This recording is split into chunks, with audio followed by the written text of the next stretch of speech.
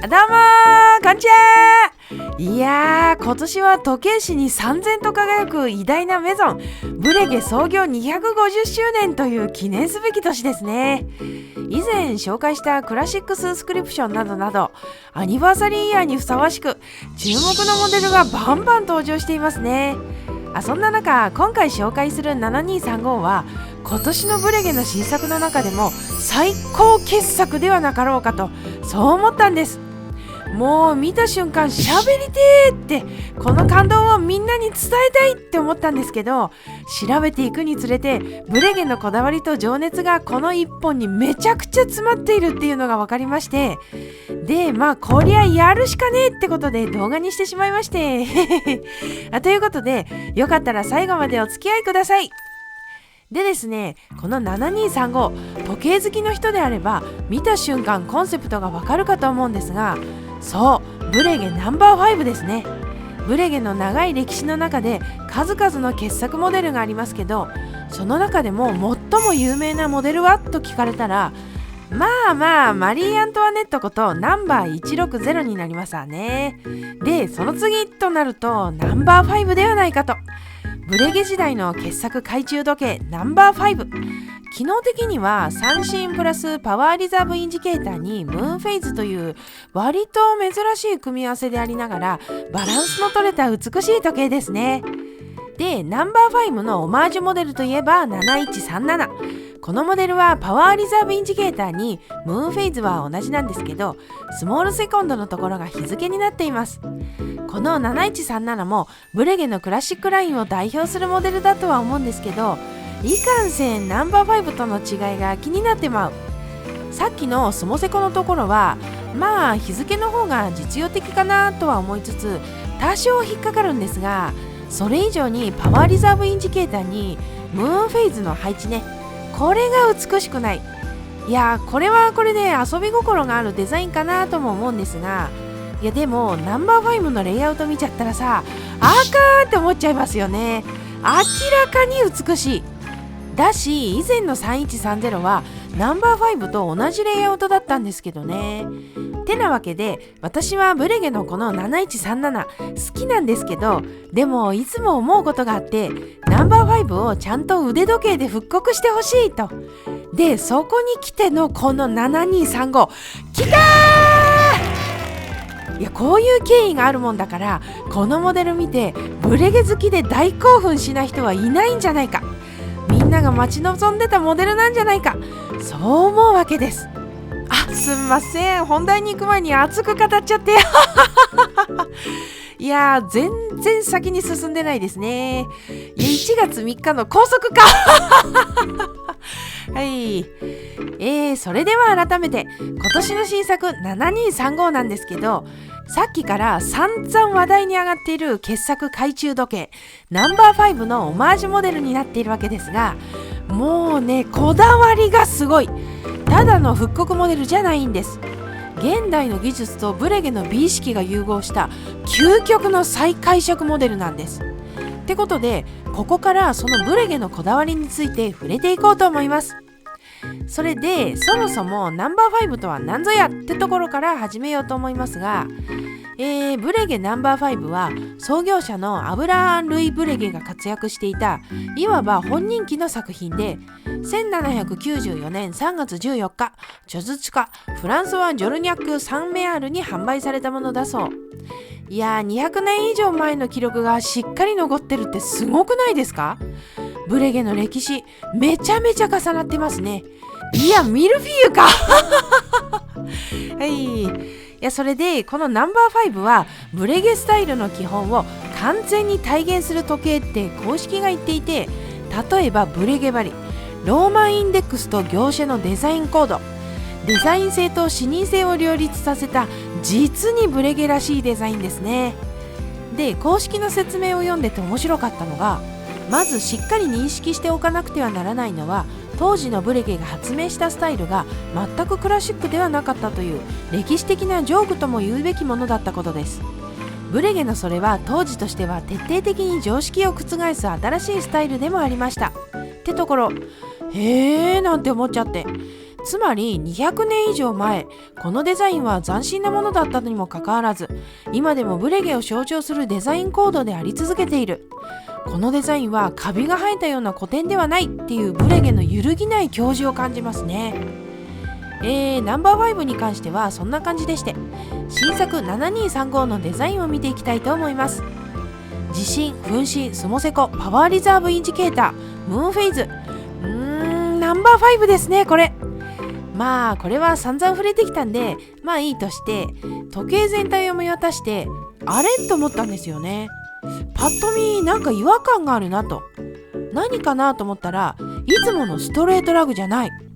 これどうやらスースクリプションと同じらしいですね。ラグが違うだけで全然イメージが変わっちゃって、なんか面白いなーなんて思っちゃいました。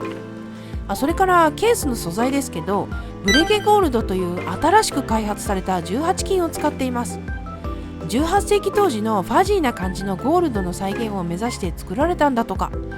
これもスースクリプションと同じですね。あと気になるのが業者の模様、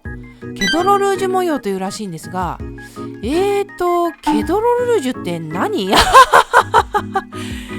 うやら1775年フランス・パリのケドロルージュ海岸39番地にメゾンの創始者アブラーン・ルイ・ブレゲが自身の工房をオープンしたそうで、それをイメージしてできた模様ってことですね。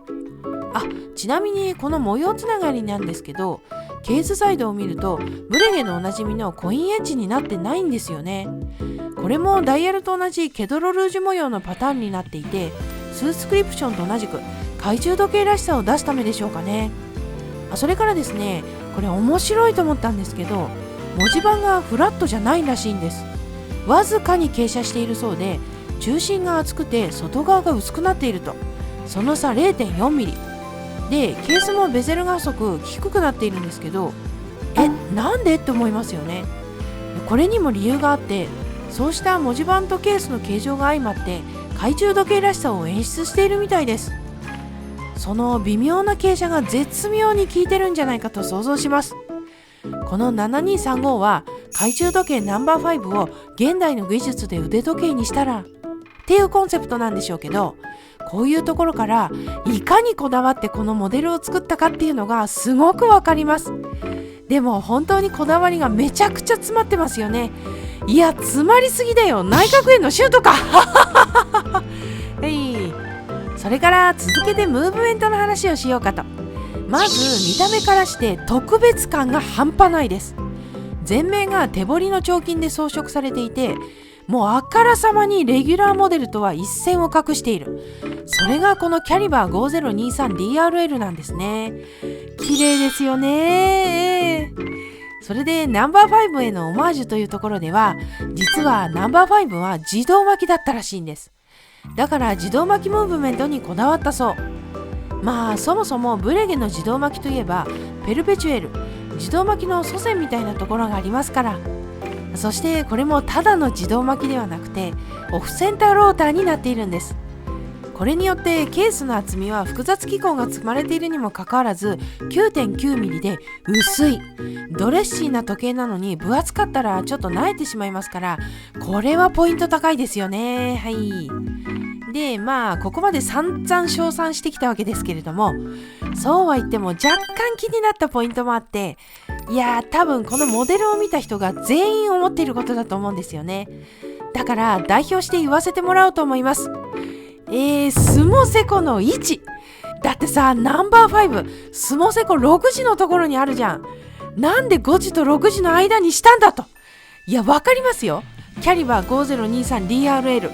ベースが7147でも使われているキャリバー 5023SD なんで、スモセコがこの辺の位置になるって、ベースが同じだから仕方がないんでしょうけどねと思っていたんです。いや、なんですけどこれにはちゃんと理由があるみたいなんです。それがですね、かつてはスモセコが6時位置に置かれることは稀で、多くのモデルがこの位置にスモセコを置いていたのだとか。そういうところへのオマージュを表しているそうですね。そしてそのことが簡潔さと明快さの中にも遊び心が息づいていたんだそうです。遊び心なんですって。私としては6時位置にあった方がバランスがいいのかなとは思いますけど、まあそういう理由があるらしいですね。はい。それで気になるのはお値段ですよね。ここまでいろいろとブレゲのこだわりについてご紹介していきましたけれども、ダイヤルもケースもムーブメントも特別仕様ですごく気合いの入った素敵なモデルでしょねえ。でも言うてお高いんでしょ。いえ、このモデル7235ですが、なんと今回はブランド創業250周年記念ということで特別なお値段でご用意させていただいております。今年のブレゲの新作7235ブランド創業250周年記念の特別なモデルがなんとメーカー小売価格1094万5000円。高いの分かってた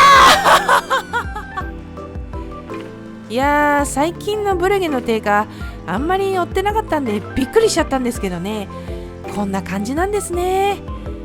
さっき登場した7137なんですけど、定価が730万円なんですね。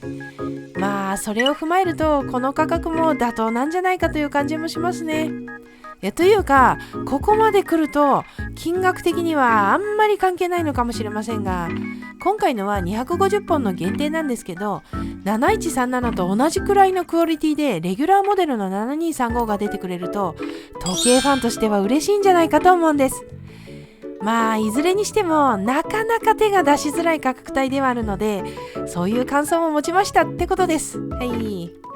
ということでブレゲの新作7235いかがだったでしょうか。正直限定ものでしかも1000万円を超えるようなモデルを取り上げるのもどうかなって思ったんですけど、ナンバー5っていう名作のオマージュな上にブレゲのこだわりが詰まったモデルなのでつい喋っちゃいましたね。それでは今回もご視聴いただきありがとうございました。また次回の動画でお会いしましょう。あったかくして寝ろや。いや寒っ朝晩の冷えがなかなかのものになってきまして、そりゃそうか11月だもん。もう冬も目の前って感じですけど、こうなると布団が恋しくてほかほかの布団にくるまってゴロンするのがたまらなく気持ちいいですよね。なもんだから私がハマっているポケモンスリープですけど、高得点がね出ちゃっていいのか悪いのか分かりませんけれども、しかしですね、ポケ3ガツリやっちゃってるんですけど、いかんせん厳選が進まない。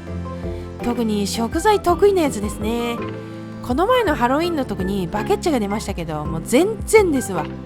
いやー、そもそも結構前に出てるピンプクですらいいやつが捕まえられてないわけで、なかなかね大変なんですけれども。何の話いやー、ついねポケ3の話したくてトークの単身赴任しちゃいましたわ今日のところはこの辺で。それでは。